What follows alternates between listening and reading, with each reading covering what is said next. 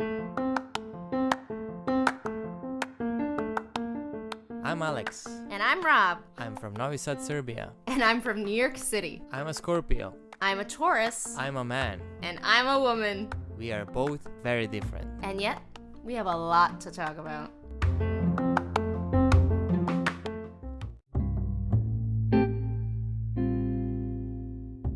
Hi everyone, before you take a listen to today's episode, I'd just like to offer a disclaimer. Obviously, by the title of this episode, you can imagine that there is a trigger warning associated with the topic.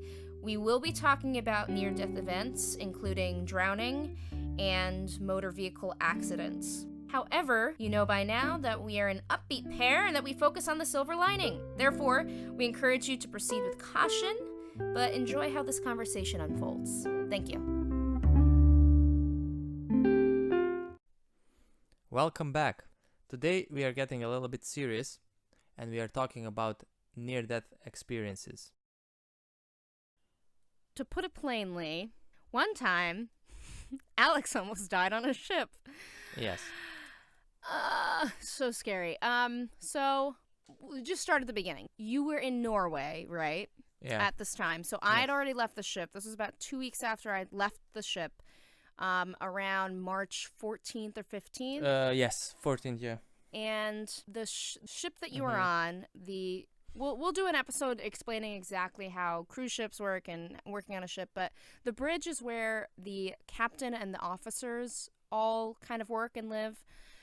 They received a message from the port of Hamburg, which was the home port for the ship, that they needed to return by the 18th, or else they would be locked out of the port.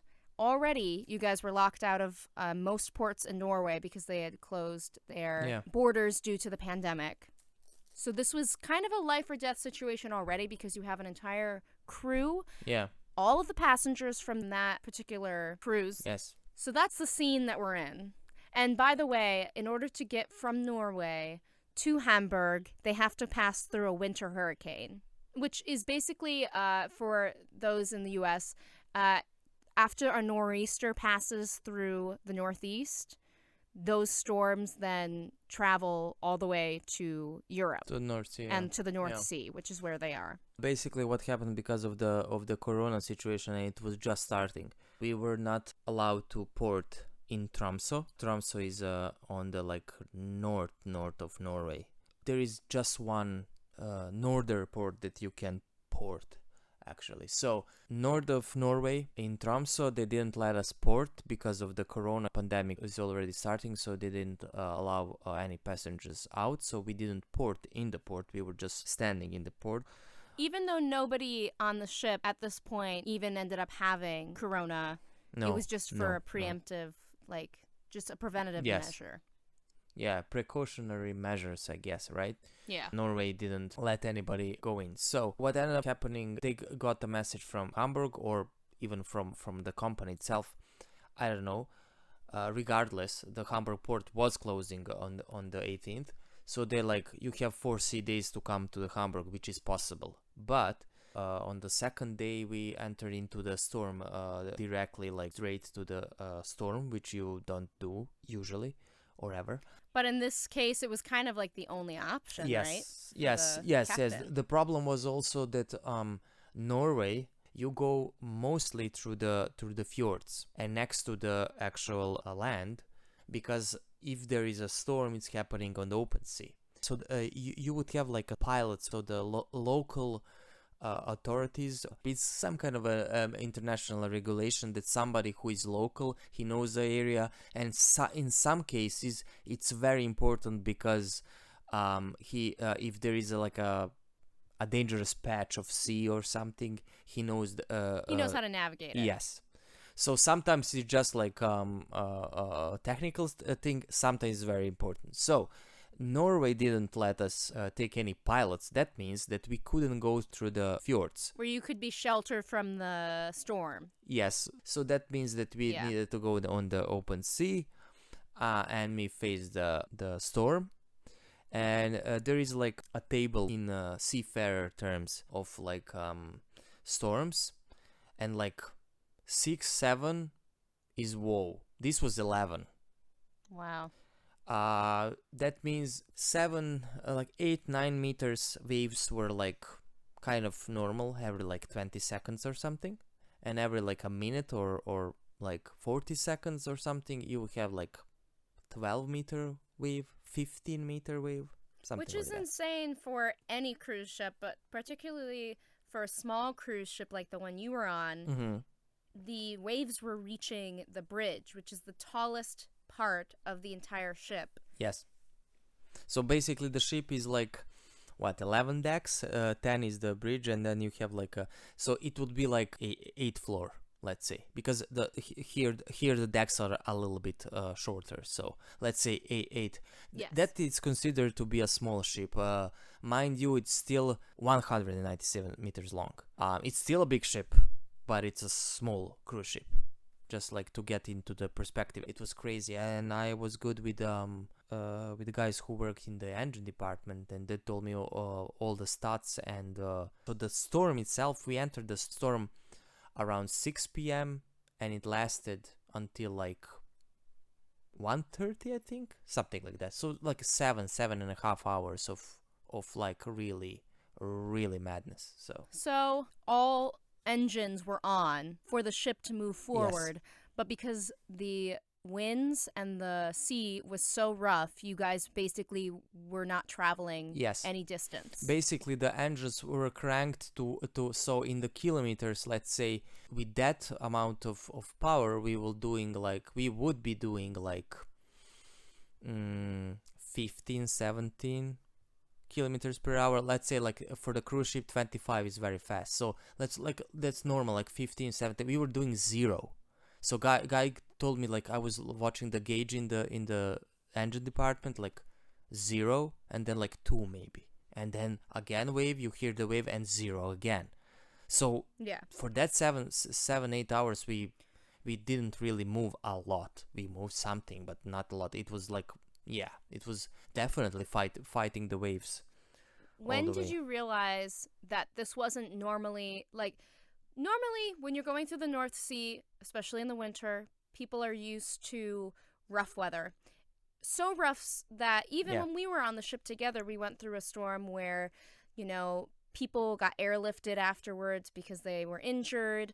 I've been on a ship where we hit a wave that was so big that glasses fell, things got broken, people broke things, like body parts. Yeah, you're right. Generally, like North Sea and that Norway cruises are rough sea, at least like 1 or 2 days. Yeah. But at what point during this particular storm did you realize something was far worse than you had experienced in the past? First thing was in a crew mess, so a place where you eat on the ship. So it was like around, I guess, like 6. It already started, I think. We did a sound check and everything was cancelled around the ship. So around like 4:35, let's say. And I was like, okay, let's go eat. And it was like around 6. So middle of the crew mess is the middle of the ship. Everybody who worked on the ship knows that in the middle of the ship you don't feel the waves, or you feel it the least.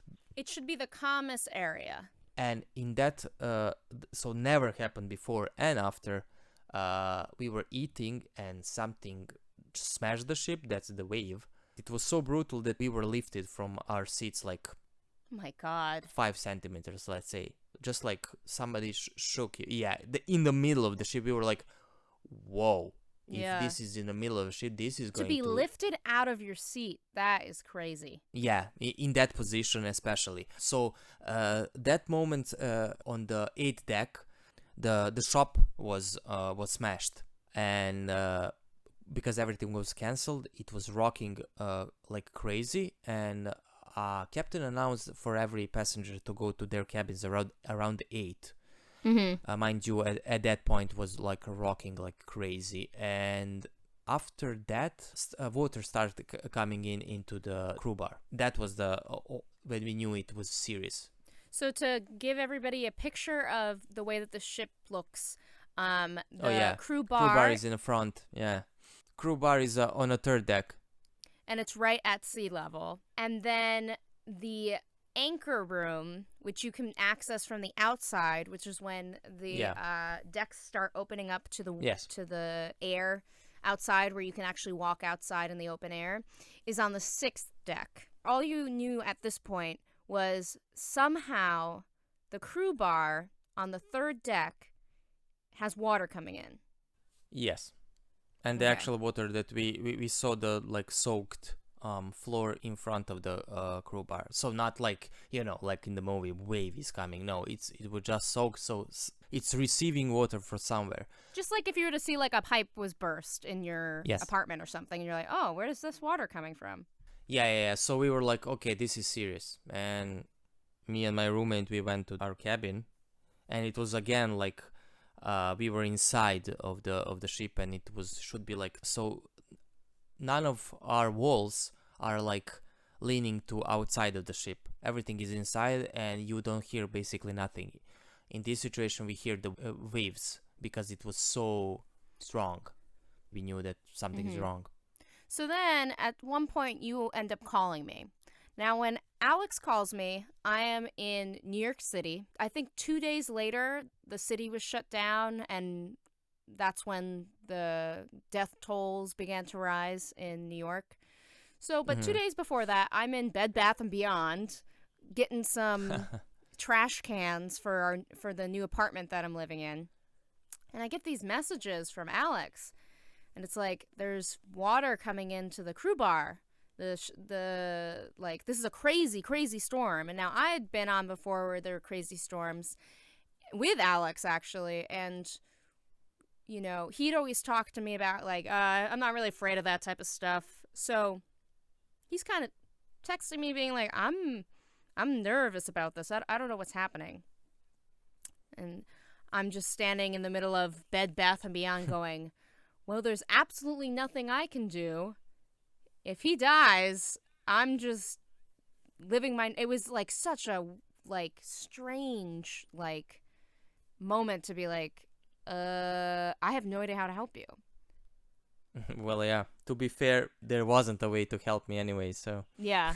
So I'm getting these messages from you. On your side, what's going on? And what's going on in your head? Why are you sending me these messages? Well, basically, I thought like you said, I'm not really afraid of those things up until a certain point. This was the point that I realized, okay, this is bad. Also, we didn't mention that in my cabin, me and my roommate, we watched the front camera on the ship, and you can see the waves. So every once in a while, like once a minute, we would cover the camera, and the camera, it's a little bit lower than the bridge of the ship where they actually sit and drive the ship.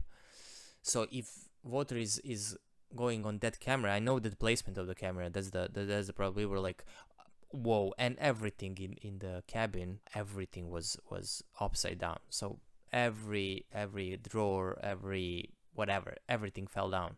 At this point, I was like, okay, this is serious.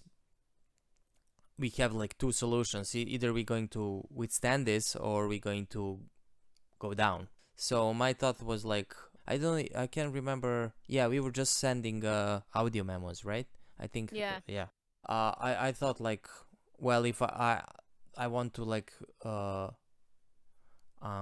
at least like tell her how I feel, if this is the last time that I'm gonna speak with her. So I was like, I was very, very sad that I thought like, if we don't make it, I wouldn't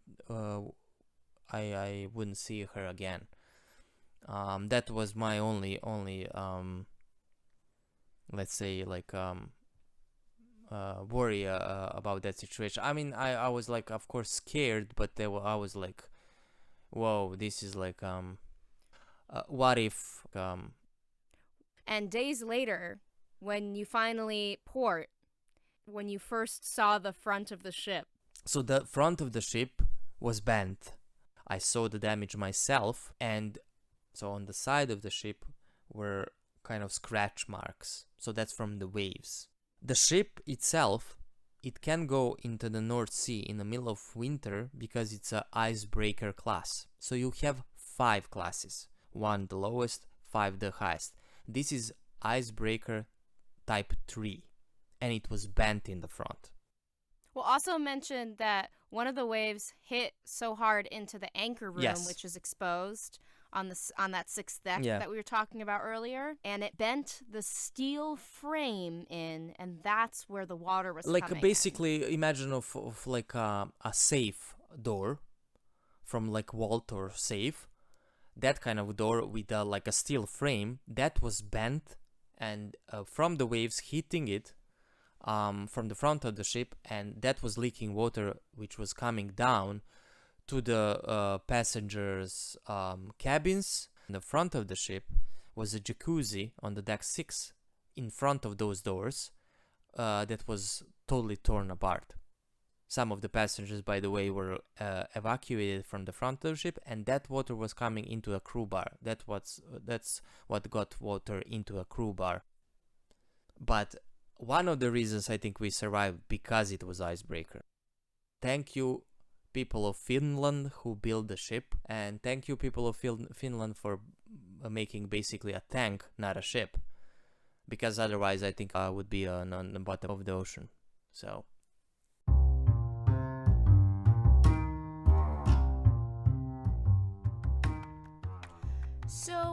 you guys may or may not know this, but Aleks and I actually use this really great service called Anchor to make our podcasts. Number one, it's free. But there's also some great creation tools that allow you to record and edit your podcasts right from your phone or computer. Which, again, Aleks and I live literally oceans apart, so all we have is our phone or our computer to use to connect with each other to make these podcasts. Anchor will distribute your podcast for you so it can be heard on Spotify, Apple Podcasts, and many more. And you can actually make money from your podcast with no minimum listenership, which is really great. It's everything you need to make a podcast in one place. So download the free Anchor app or go to anchor.fm to get started.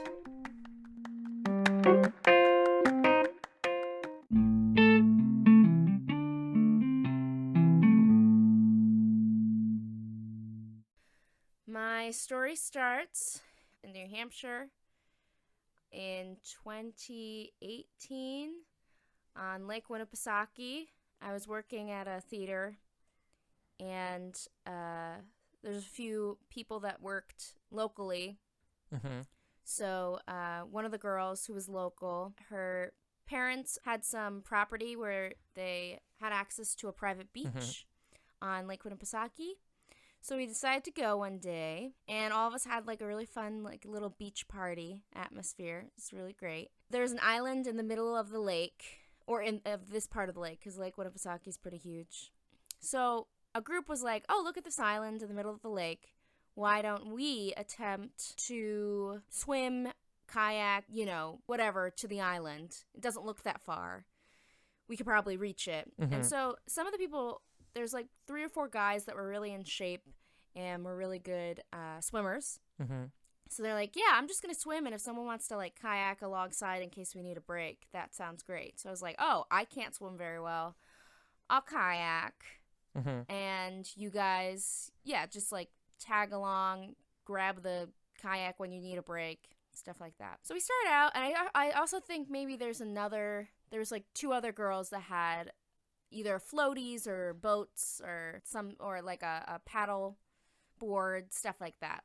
So it's a large group of us. So we're having fun, and we're about halfway to the island, and I'm like, whoa, this is pretty far. Like, my arms are tired just from the kayaking, and the guys are taking breaks every once in a while. And then we reach the island, and it's filled with all these slippery algae rocks as soon as you get to the island. Yeah. So everyone's like slipping and sliding. One person actually ended up cutting their leg, I think. Yeah, that can be tricky. Exactly. Also, keep in mind, we're all on this contract to work in the theater. So we're doing a show that night. Oh, yeah. So, we're tiring ourselves out. I know the deal. Just to do another show that night. Like when we were on the cruise ship, we would always like, have adventures during the day, and then at night you're like. So this is basically, similar. So, yeah, I know Yeah, so we're like playing, having fun, but we're doing some stupid stuff. Like people are ripping up their feet from these rocks. And so we're only there for a little bit. We don't actually go onto the island. We just kind of wade in the water in front of it and kind of, crawl up the rocks best we can. Mm-hmm. And a few people are like, you know what, I'm going to go back. So because there's a bunch of floaties, kayaks and stuff that the other girls were using, one of my friends is like, hey, can I just grab this kayak? And I was like, oh, sure. And I was thinking that he was just going to, I don't know why I thought this, but I just thought he was going to use it for a bit. I didn't realize he was going to go back because not everybody was ready to go back yet. Mm-hmm. So I'm like talking with people and I look around and I realize it's just me and two of the guys and no paddleboard, no kayak, nothing. So the two guys that I'm talking to were the best swimmers. So they're like, ooh, we got to go back. Let's catch up with the other guys in case we get tired. So they immediately start swimming. And I'm like, oh, crap. I don't know how I'm going to navigate this because my arms were tired just from the kayaking and I can't swim very well. So I was like, all right, well, the island wasn't quite in the center of that part of the lake. It was kind of leaning towards the side of the land, but we were kind of kitty corner to that. Mm-hmm. Almost like a triangle. Like if you're going to look at it like a right triangle, I could take the short end of the triangle to land and then kind of follow the land back to where the beach was. Yeah. So I was like, I think that's the best choice. So I start swimming. And now most of these lakes around that area, there are areas where it's really, really deep, but also areas where for a long while it's pretty shallow. So it's shallow that you can walk in a lake, actually. Yeah, for certain areas. The closer you are to the land, the more shallow it is. Yes, so. of course, yeah. So I should have used it. And so I start swimming, and I'm not using the bottom of the lake. And then I get a little tired, so I go to, like, put my foot down, and I'm like, oh, crap. Again. I can't touch the bottom. At this point, the boys are practically back to the beach. Mm-hmm. And I'm like, I don't know what I'm going to do. I'm really tired. So I slowly start swimming towards this house that I can see that's straight in front of me rather than going diagonally to the beach. Yeah. I also don't know how to float. I only learned how to float in water this year. I don't know how to float. I can't swim. So I'm really struggling. And To be fair to your story, it's easier in the salty water. So if it is not salty water, well... It's true. It really is true. So I'm freaking out. Can't swim very well. And I see this little jug. They use, people get creative with their buoys because you don't really need anything too expensive. So they'll just use a plastic milk bottle and they'll just put that in the water. So I see one and I immediately just grab my whole body onto it and I'm out of breath.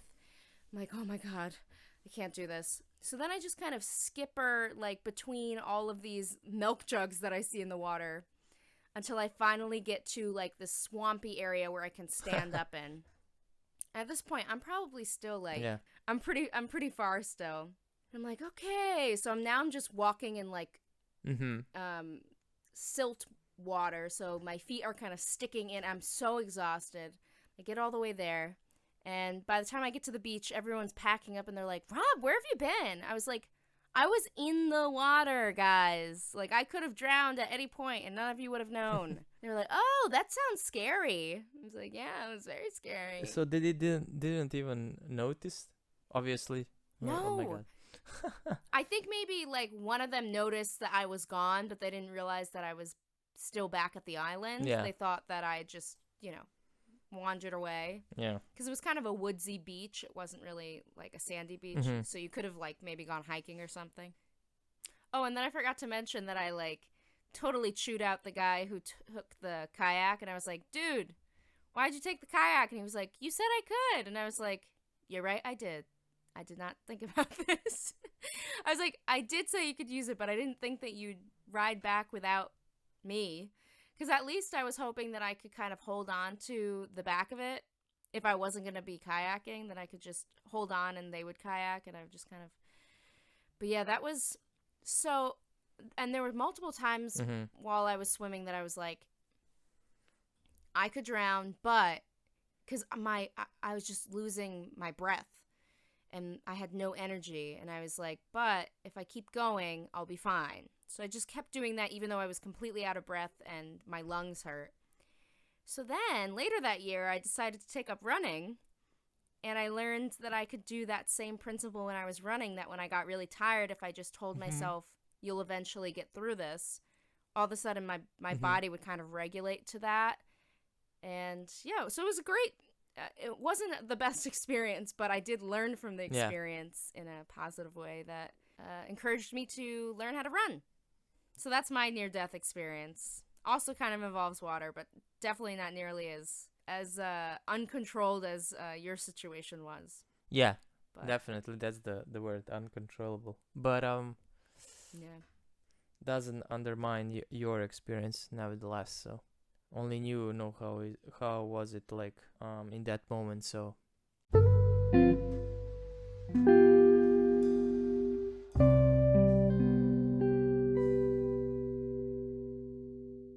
it's quite ironic that both of our most prominent like near-death experiences in our life both had to do with water. Don't you think? Yeah, that's actually right. Never thought about it, but yeah. Have you experienced any other near-death moments in your life that maybe didn't shape you quite as much as the cruise ship disaster, but still affected you? Right off the bat, I can remember one that happened a few years ago when I was going to my job. Nothing special, but I could have got hit by a car.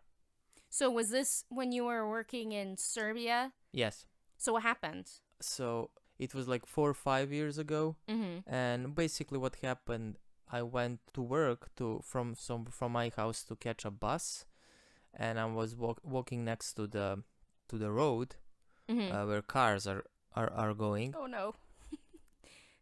I already see it coming. And what? Sorry. I said I already feel like I know what's coming. Oh yeah. And for some reason I crossed the street, so that's kind of a... So you're facing traffic. Yes, which is like a kind of a school thing to do, let's say. Exactly. Yes, that's what I always try to do. Yes, but I didn't calculate that at that part of the road it's basically like straight, so people are like passing each other there. Yes, one car was passing the other, so that means that I was facing that car with my back, so I didn't see it. I just heard I heard two cars basically. I heard one car and I heard the other one like pulling from the like a slipstream of the other car. I just heard the differences, but I didn't like turn around for 1 second, and I just realized that this car passing the other car, and I remember just I jumped from my position, like literally like jumped on the left side, like from the road, and in that moment car passed by, but it didn't like just like it passed by. I felt oh my god, the air of the car that blew by me. That was I swear to God, the nearest that I've been to like a moving car, and I was like, okay, like 2 seconds ago I could have died. So he didn't honk, he didn't brake, nothing. He just hoped that you would move. Yeah, like I said, it was just if I just moved a bit, I don't know what would happen. I jumped like 1 meter, I guess. It must have been like October, probably like November or even December, because it was early in the morning and it was still like dark. It was just beginning of the day. Yeah, it was almost night. So do you think maybe he didn't even see you? Could be, yeah, possible. I don't know what he was like thinking. I always like I'm actually now wondering like if he did he even like saw me. If he did saw me, why he didn't honk? I mean, I don't know. Maybe it was like too quick to really happen, to really for him to do anything, and then once he didn't hit me, he just continued on his way. I don't know. So that's it. That just reminded me when I was in Boston. The first time I was in Boston, I was doing it was basically like a summer camp, but it was a pre-college program when I was 17. And as a group, we were going to see a show, or maybe we were just walking to Fenway. I don't really remember. We used to all like go out as a group. There were like 30 of us. And we'd all just like run around. And I was crossing the street. I know exactly where I was. There's like a Uno's on the corner. And if you were to take a left, you would see, you'd walk right into Fenway Park. So I'm crossing the street, and this red, I don't know, something expensive, really nice car, comes whipping through the red light. And I see it coming, and it's heading right for me. And so I run forward, and it brushes my butt. Like, I felt it. Oh. I felt the side mirror hit my butt. I was like, ah! And then another time in Boston, I actually got hit by a bike. Oh. Same thing. They were running a red light, and I was in the middle of the crosswalk.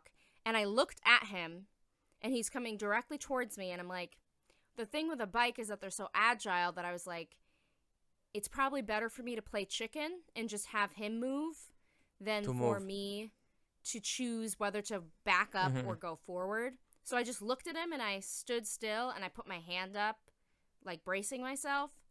And he's staring at me, still coming forward. And about 2 seconds before he hit me, he goes, move!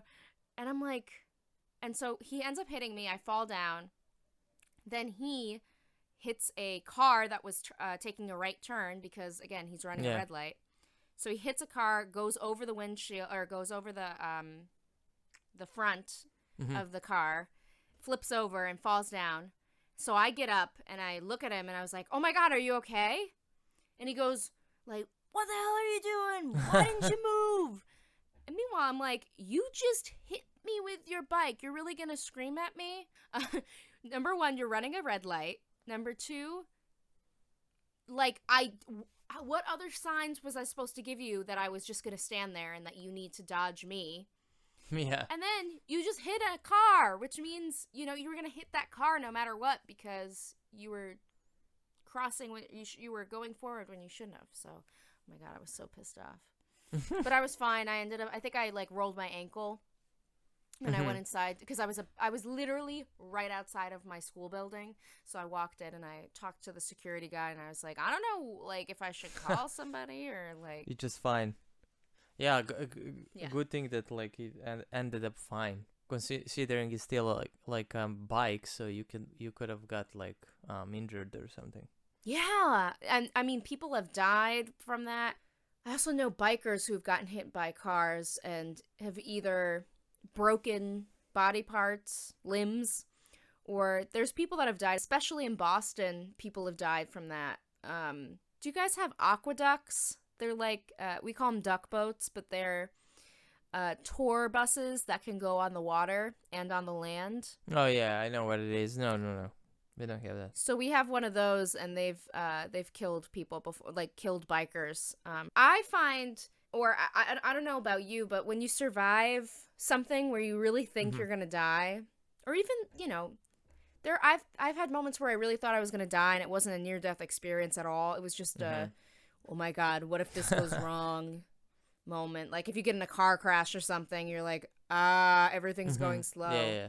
People always say it makes you stronger to go through something like that, but I feel like it kind of makes me more fearful of certain things.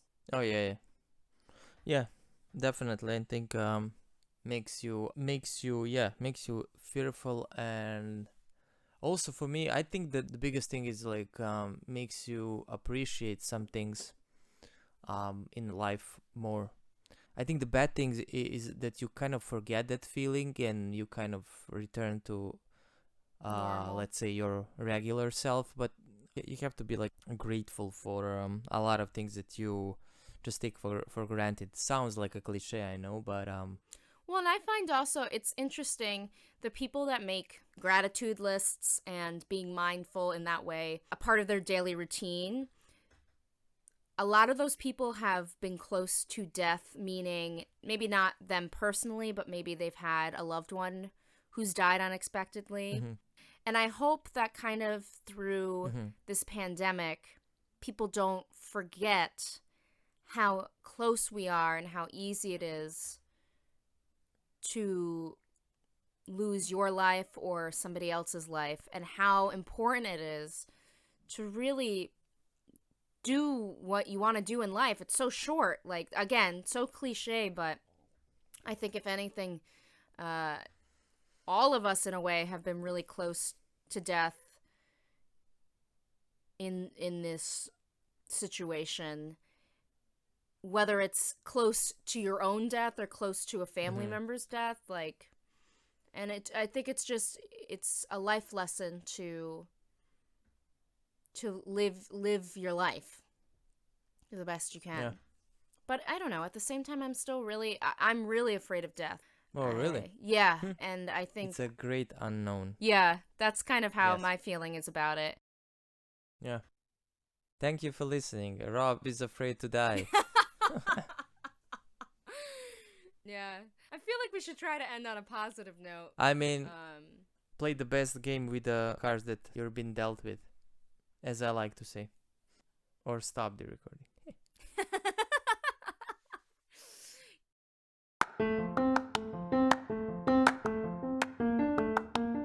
Thanks for listening. We have new episodes coming out every Monday. Don't miss out. We have a lot to talk about.